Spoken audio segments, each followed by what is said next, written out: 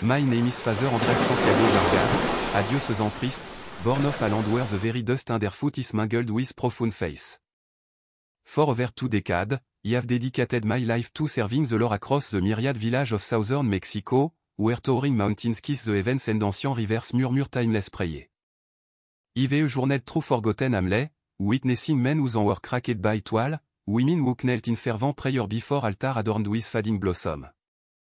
I bore witness to both death and hope, intertwined, and learned that faith, much like water, inexorably found its way, even through the most unforgiving stone.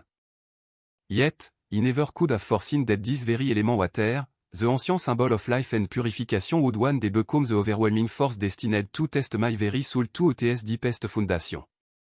My story truly began in San Bartolomé del Rio, a parish cradled deep within humid mountains, a place so remote that the distant echo of the world rarely reached it, carried only on the north wind. Here, time itself seemed to stand still, and the people, while steadfast in their belief in miracle, also harbored a deep reverence, and a touch of fear, for the ancient spirit of the mountain. Upon my arrival, the village was already enduring a harsh trial. Relentless rain had lashed down for weeks without pause. The clouds clung stubbornly to the sky, transforming every pass into a treacherous river of mud. Still, the faithful farmers arrived each Sunday for mass, their boots drenched, their sombrero dripping water, sustained by the profound conviction that alone at their church stood, their village would endure. He celebrated every Eucharist with deep devotion, pleading for the rain to cease, yet a persist, unsettling premonition gnawed at my heart. One night, after the last confession were heard, he found myself alone in the sacristy. Outside, the deluge pounded the rooftop with an unrelenting fury.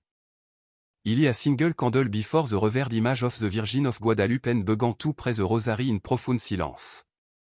Suddenly, the wind died. En unnerving, almost sacred stillness descended upon the temple. And then, he heard it, the sound of water. Note the familiar drumming of the rain, bu à distant, subterrané en murmure, haïfant un signe rivé at begun to swell beneath the very foundation of the church. A cold shiver snaked down my spine. That same night, he was gripped by a most peculiar dream. He walked through a submerged valley, the sky a desolate grey, the water rising to my knees. In the distance, a figure clad in blue stood poised upon the current, not touching the earth, but seeming to float effortlessly above the water. She called my name, her voice clear, Andrés, my son, the river need you. Where the water destroy, there you will bring my solace. I tried to draw closer, a colossal wave engulfed me, and I awoke, gasping, my body drenched in sweat. For days, he attempted to dismiss the dream, rationalizing it amer exhaustion. But the unsettling premonition intensified, the rivers continued their relentless rise, and the heavens offered no reprieve. Each morning, the church bell tolled, a desperate plea for divine protection. Parishioners began to whisper of strange occurrence, flickering lights above the river, shifting shadow beneath the water's surface, animal fleeing frantically toward the mountains. One afternoon, I made my way to the small oratory in the upper barrio, an elderly woman stopped me. It was Doña Remedio, the village curandra, a woman of profound faith, whose eyes seemed to gaze beyond the veil of time itself. She fixed her gaze upon me and, her voice trembling, warned, Father, the water does not come alone. Is it bringing something, or someone? Be careful. The lady is restless. Which lady? He asked, startled. The one from the heavens, she whispered, the one who weeps when the people forget to pray. Her word left me profoundly unsettled. That night, returning to the church, he witnessed something that chilled me to the bone. Upon the altar, the main candle extinguished itself, took no draught stirred the air. When he tried to relight it, the wax was impossibly cold, refusing the flame. He fell to my knees, praying with fervent urgency, sensing that something momentous was approaching, something far grander than the tempest raging outside. The ensuing days were fraught with tension. The rain intensified, the river swelled, and the ceaseless sound of water became a relentless, distant drum. Children no longer played in the plaza, and men patrolled the river bank, their faces grim under the flickering light of torches. One afternoon, Hamas concluded, a farmer named Matteo burst into the temple, soaked to the bone, his voice hoarse with terror, Father, the river Achilles claimed the bridge. The path to the valley is gone. He rushed out instantly. From the hilltop, he gazed down at the furious current, devouring everything in its path. The sky was a monolithic mass of dark clouds, swirling menacingly above the village. A deafening thunderclap shook the mountains, and for a fleeting moment, he felt the very ground beneath me vibrate. He fell to my knees, pleading, Lady of Tepeyac, do not let your people drown. That night, sleep eluded me. He remained by the altar, keeping vigil before the Virgin's image. At midnight, as the wind clawed at the windows and water seeped through the ancient walls, he heard that sweet voice against some voice from my dream. If it rose from the very murmur of the Rhine, the water will come to purify, but do not fear. He will be with you. He collapsed to my knees, my heart pounding fiercely. He knew this was no figment of my imagination, he felt her presence as real as a flickering flame before the tabernacle.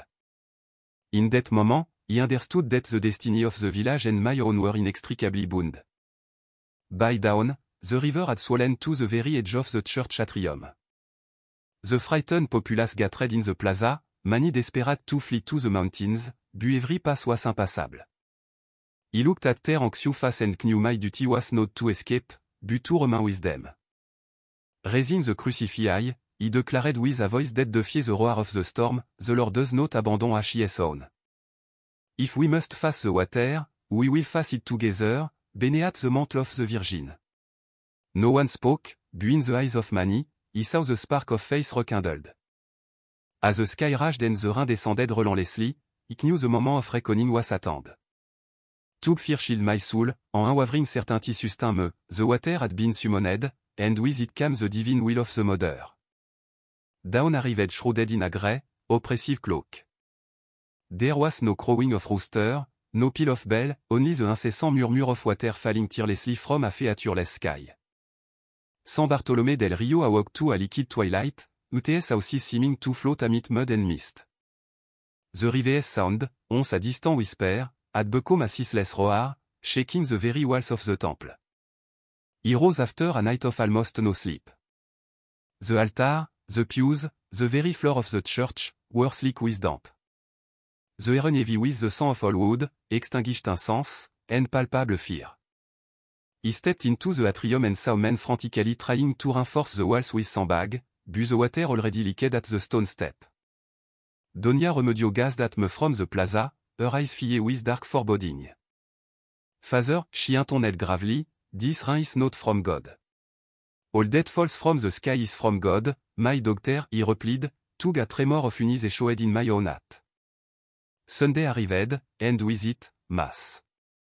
Despite the escalating danger, people began to congregate, trudging through puddle and mud, rosary clutched in terrain, fear etched on their lips. None wished to face the solitude of their homes. Some believed the church offered sanctuary, others sought only solace. He lit the altar candle one by one, but the pervasive damp made them sputter and dim, as if the very air resisted the light. When he began the mass, the temple was packed. The ceaseless drumming of rain on the roof was so deafening that he had to raise my voice to be heard.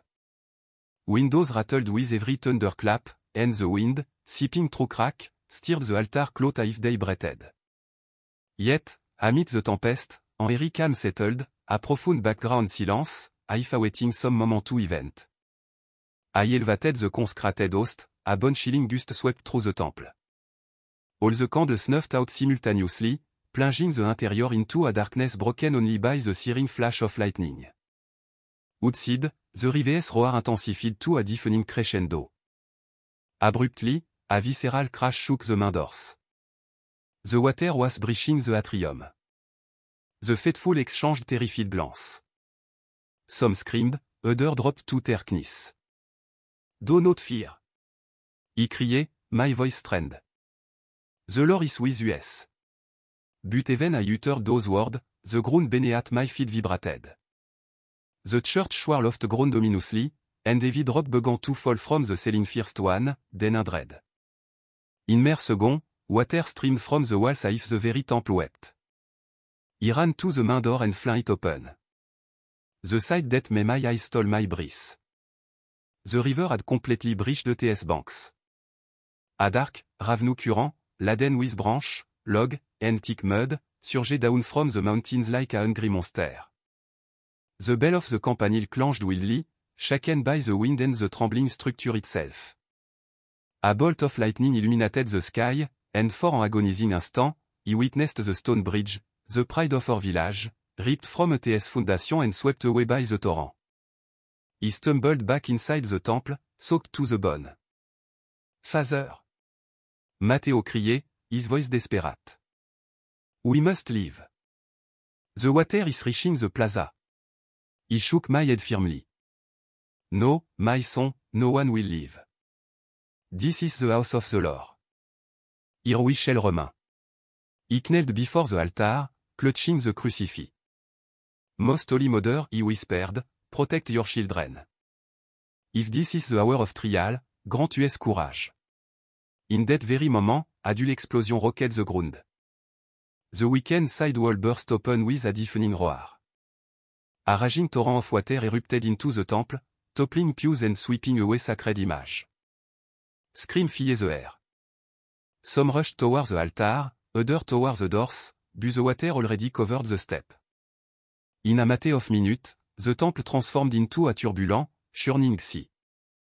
He struggled to remain standing, gripping the crucifix with one hand while steadying a mother and her child with the other. The water rose with terrifying speed, crashing with such force it seemed to tear us from the earth. Amid the deafening chaos, he heard a clear voice, distinct above the Rohara woman's voice, emanating from the depth of the temple, do not fear, Andres. The river will not take those who love.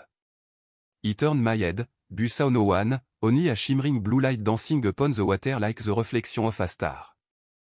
Then, an inexplicable force seized me. The current tore me from the grasp of the faithful, dragging me violently towards the main door. He managed one last, desperate prayer before disappearing beneath the swirling waters. Darkness enveloped me. The frigid water battered my face and body, spinning me disorientingly. He struggled to swim, but it was futile. The ravenous current swallowed me whole, slamming me against logs, stones, and thick, suffocating mud. My limb burned, and he felt life draining away in a faint murmur of bubbles. Just as I believed it was the end, a profound clarity blossomed from the depth, a light unlike that of the sun or any earthly fire. This light swelled, enveloping me completely.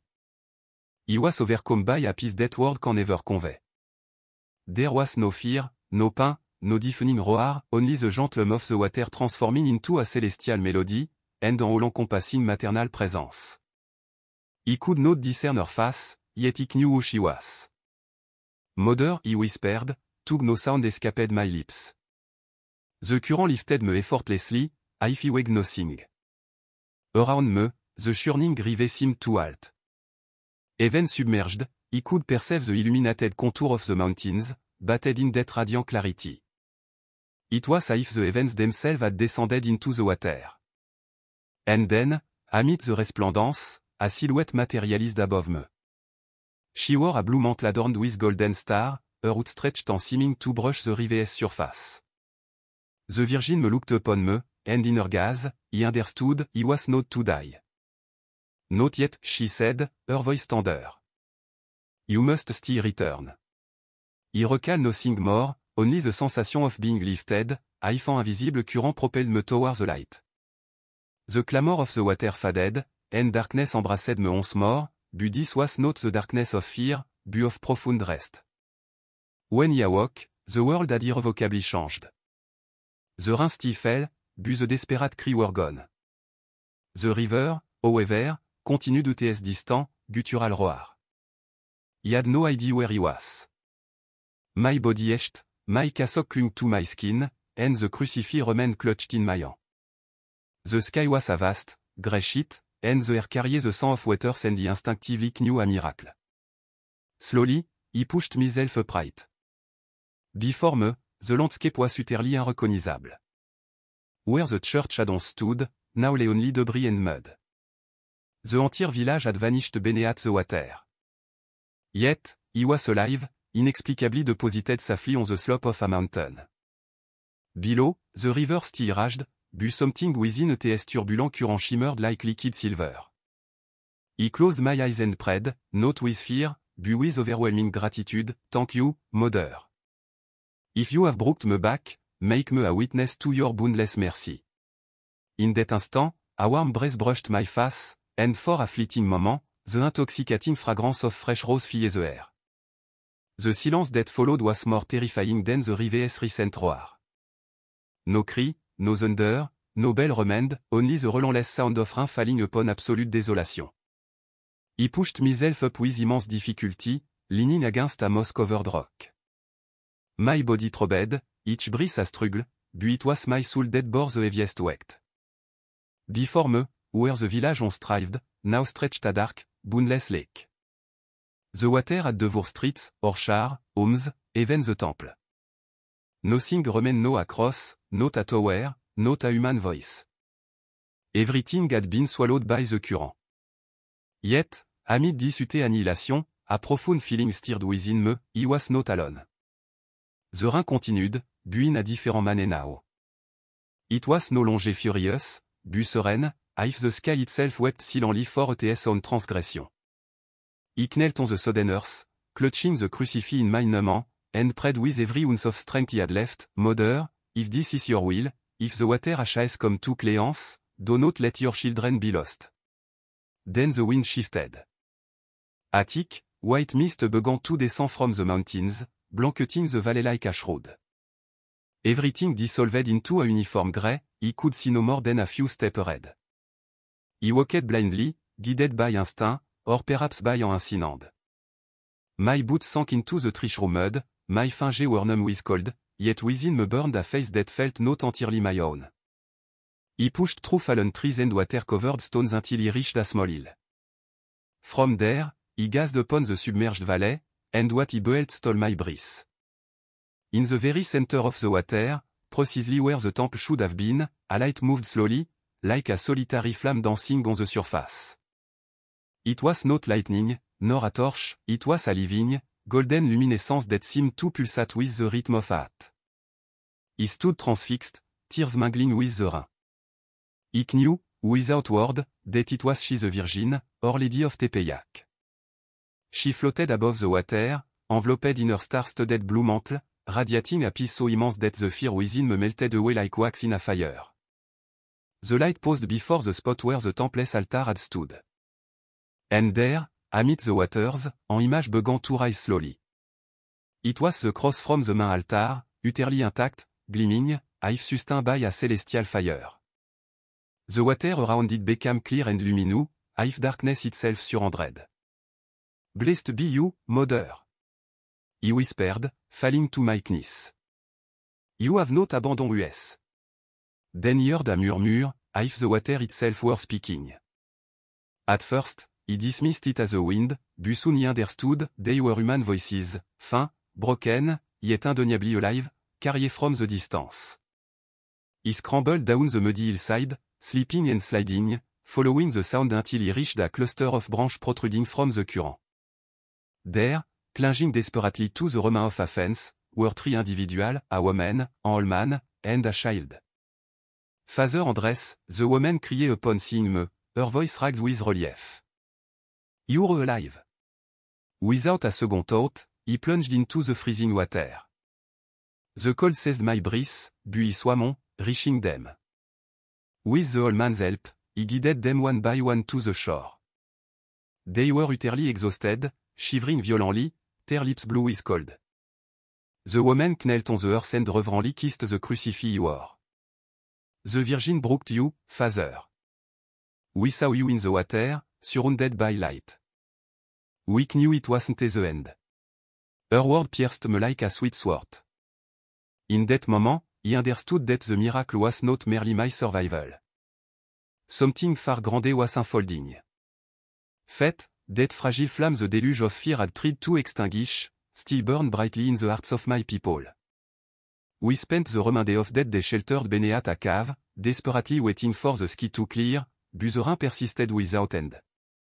The child slept soundly in his mother's arms. The old man prayed in silent contemplation, while he, gazing into the dark mouth of the valley, pondered those who had not escaped. How many had been swallowed by the river? How many souls cried out for mercy at that very moment? A night descended, the entire world seemed sculpted from water, the river's roar transformed into a mournful lamb. I closed my eyes and prayed, not for salvation, but for understanding. And amid the profound silence, I heard her again. The voice, that soft yet resolute voice I had heard in my dream, the water has purified, but the light is yet to come.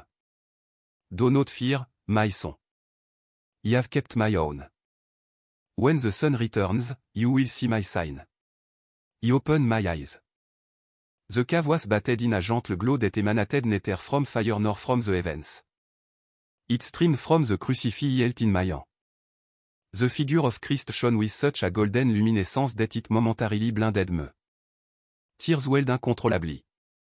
Thank you, Mother. I sobbed, thank you for not leaving us alone. At dawn, for the first time in weeks, the relentless rain finally ceased. The sky broke open, revealing a pale blue dappled with scattered clouds. We emerged cautiously from the cave. The air was fresh with the scent of new mountains, of recently born grass. The water still covered the valley, but its surface was now tranquil, reflecting the nice sun like a polished mirror. And then, I saw it. In the center of the lake, directly above where the church had stood, an image floated. It was the Virgin of Guadalupe. Not an ethereal vision, but a solid sculpture of wood and gold, perfectly intact, miraculously held aloft on the water without sinking. People began to emerge from their shelter, one by one, until dozens of us stood gathered on the hill, gazing in stunned silence at the marvel. It's her, the old man exclaimed, collapsing to his knees. She has returned to stay. I, too, knelt, unable to hold back my tears. In that instant, I finally grasped the meaning of my dream, the call, the inner fire that had led me to this very point. The water had not come to destroy, but to reveal. The Virgin had resurrected life where mankind saw only ruin. The women began to sing an Ave Maria amid their sob, and the men followed with their rough voices, forming a chorus that soared over the valley. The mountains echoed their devotion, all creation joined in our prayer.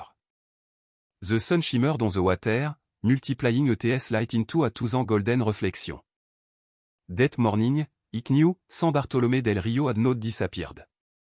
It had been reborn, cradled beneath the mother's mantle. For a long while, I stood, captivated, observing the image floating serenely upon the lake. A gentle breeze stirred, causing the Virgin's mantle to ripple if she breathed. And though she uttered no spoken word, I felt her voice resonate within me, clear and profound as the water that now slept in peace. Where the water destroyed, it affirmed, their faith shall be born. The miracle had not ended, it had merely begun.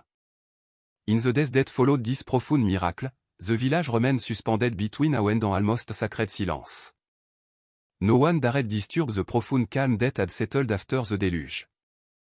The lake gleamed under the sun, a wound transformed into a shimmering mirror.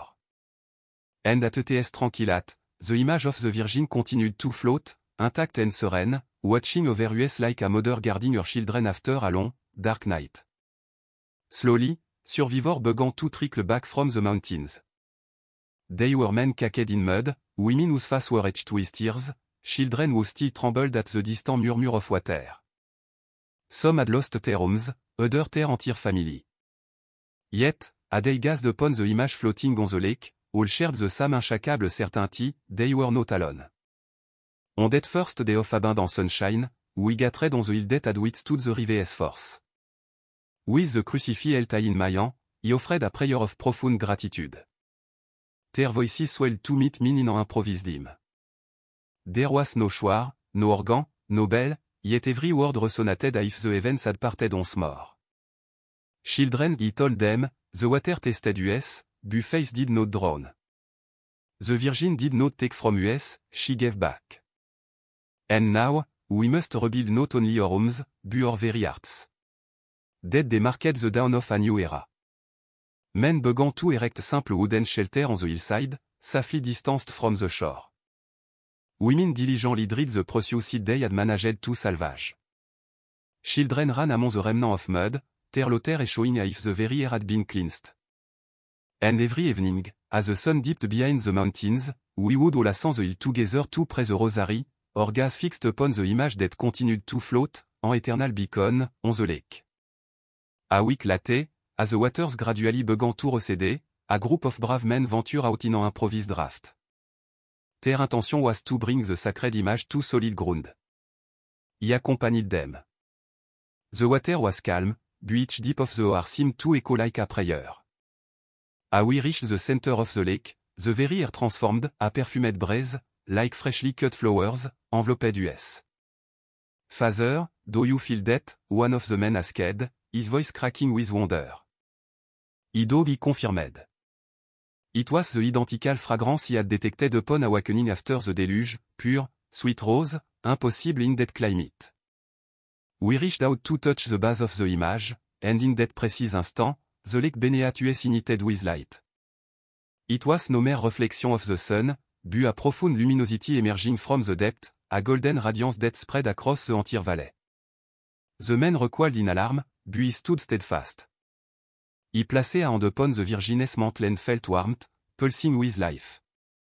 Then, without any effort from us, the raft began to move on its own, gliding back towards the shore as if guided by an invisible force. When we touched land, the people fell to their knees. Women wept openly, men crossed themselves repeatedly. We placed the image high on the hill, where the sun bathed it in its full glory. From that day forward, that humble spot became a sanctuary. There was no grand temple, no soaring campanile, no marble altar, only a wooden image. Yet there, amid the wind and the singing of birds, the presence of God felt more vibrant and alive than ever before. As the weeks unfolded, phenomena beyond human explanation began to occur. A child, rendered speechless by the trauma of the storm, uttered his first word, Madre, directly before the image. A gravely ill woman, swept away by the current and found unconscious, made a full recovery without medical intervention after awakening near the hill. Animal returned to the valley, birds built their nest in the trees, and the earth, once ravaged, began to bloom anew. People spoke constantly of miracle. He, however, knew that the greatest miracle of all lay not in the healing or the wondrous sign, but in the newfound unity. Those who had once lived in discord, who had feuded over land, pride, and ancient grievance, now worked together, sharing bread and hope. The water that had destroyed everything had also cleansed the hatred from their hearts. One evening, I watched the sunset from the hilltop, he observed an unfamiliar man arriving. He rode a donkey, his clothes dusty from travel, a letter clutched in his hand. I am looking for Father Andres Santiago, he said, his voice weary. That would be me, he replied. He handed me the letter with a solemn gesture. The seal of the bishopric gleamed faintly, still damp. He opened it, my hand trembling. The message was concise, he have learned of the disaster and the rumor of prodigy. He will personally visit San Bartolomé del Rio. May the Holy Spirit guide you, my son. Bishop Ernesto del Castillo. Reading it, he felt a peculiar blend of relief and apprehension. He knew the bishop would come to investigate, to listen, to discern whether what had transpired was truly a miracle or merely a legend born of communal grief. But in my heart, there was no doubt. What he had witnessed defied all human explanation. In the days leading up to his arrival, the village prepared a for a grand celebration. We cleared the path, erected a small wooden chapel around the image, adorning it with vibrant wildflowers. No one possessed great wealth, yet everyone offered something, a humble stone, a plank of wood, a flickering candle, a heartfelt prayer. That chapel, too modest in its material, overflowed with an abundance of faith. The bishop arrived at dawn on a Sunday, accompanied by 2 priests and a scribe.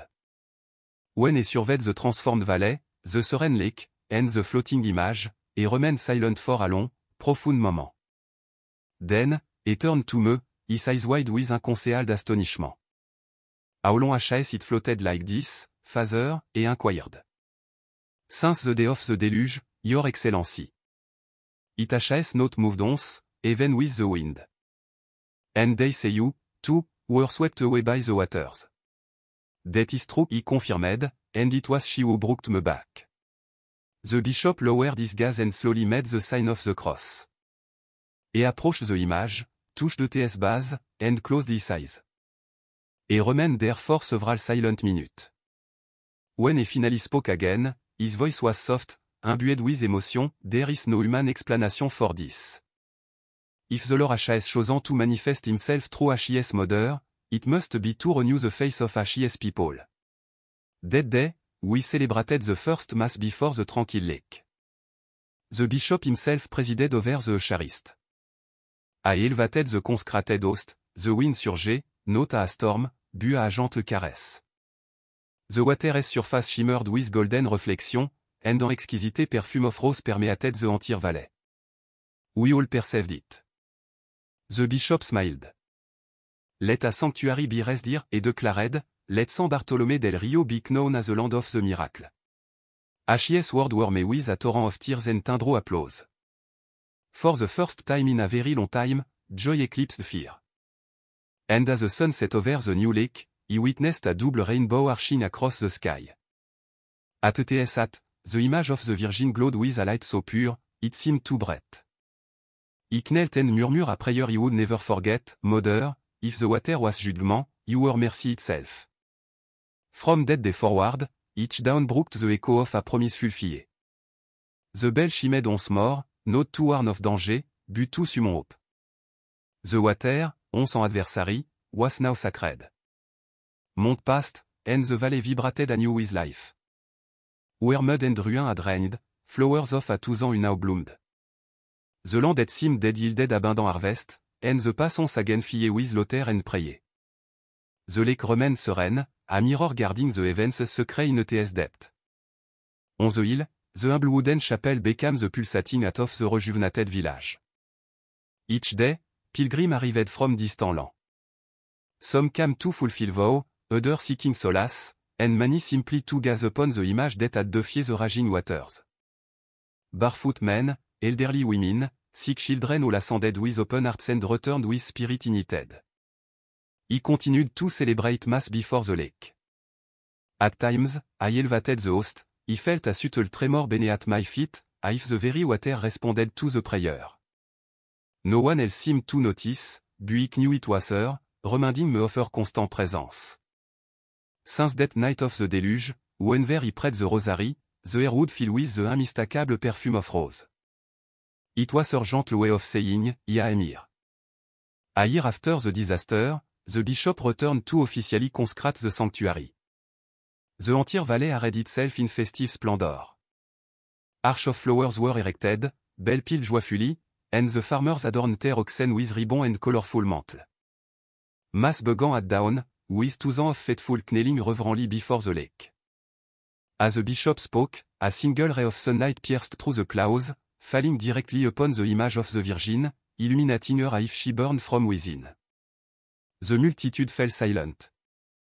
The bishop's voice rang out, clear and strong, let all know that here, heaven touched the earth. A resounding applause erupted among the people, followed by tears, song, and prayer. That day, June 12 th, was declared the official date of the miracle of the water.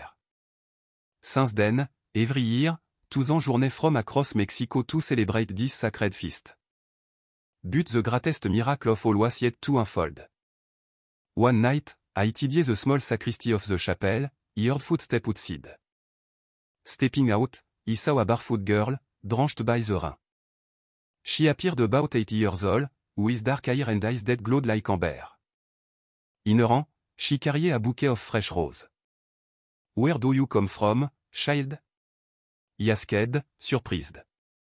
From the water, she replied with a serene smile. Yes, the lady told me to bring them to you. She says tomorrow the sky will weep, but not with sadness. He moved to ask her more, but I took a step, she was simply gone. The air around me linged with the sweet, ethereal scent of rose. The following day, the sky dawned adorned with golden clouds. The rain fell, not with fury, but with a gentle sweetness, as if each drop were a blessing. People ascended the hill to pray, and as the first team ascended, the miracle unfolded. From the heavens, petal of rose began to fall and red, two ants drifting gracefully through the air before touching the ground. They did not come from the wind or any nearby tree. These were fresh rose, red, white, yellow, exquisitely fragrant. The multitude collapsed to their knees. He looked towards the lake and saw its surface reflecting en immense image, the radiant figure of the Virgin, formed entirely of light, enveloping the entire valley in her starry mantle. The bishop, standing beside me, wept openly. This is not rain, he whispered, this is grace. The petal blanketed the chapel, the altar, the shore of the lake. When touched, they did not wilt, they remained fresh for days, if time itself felt no sway over them. The villagers collected them in jars, claiming their delicate aroma filled their homes with peace. This was the eternal sign. Since that day, every year on June 12 th, countless rose petals descend from the heavens upon the sanctuary. No one has ever been able to explain their origin. Scientists who have studied the phenomenon attest to its lack of natural cause, yet the faithful seek no scientific explanation, they simply kneel in profound gratitude. Father Andrés Santiago, continue to bear witness to this enduring wonder. Many years have passed, and my hair has turned to silver, yet my heart beats with the same fervent conviction it did on that day the river swept me away. Some team, at twilight descend, he sit by the lake and gaze at the Virgin's reflection in the water. He don't always see her, but he always feel her presence. And when he close my eyes, hear her voice, clear as a bell, where the water destroyed, there is a life. Where darkness prevailed, he needed hope. It is then that he truly understand, it was not solely me she saved, but all of us, for faith, when reborn, does not belong to a single hat, but to an entire people. Generations have passed. The children who once played amid the ruins are now grandparents, teaching their own grandchildren to pray before the sacred lake. The village, once buried by the storm, is now known as Villa del Manto Azul Village of the Blue Mantle. In its central plaza stand a fountain that never run dry, fed by a miraculous spring that burst forth after the deluge. They say its water will wound and bring peace to those who drink from it. One afternoon, I walked beside that very fountain, I discovered a perfect, freshly cut rose resting on the stone, too no one could have placed it there. I cradled it in my hand, in that simple gesture, understood the message. He looked to the heavens, and for a fleeting instant, the sun's splendor etched upon the clouds a silhouette of blue, adorned with golden star. He smiled, my soul at peace, and murmured, thank you, mother. Allons ailleurs rose exist, we will know you remain among us. The wind carried the sweet perfume through the valley, and the sanctuary bell began to chime on their own, announcing another evening of unwavering faith. And the lake, serene as ever, mirror the entire sky, if to remain us that the miracle never truly ends.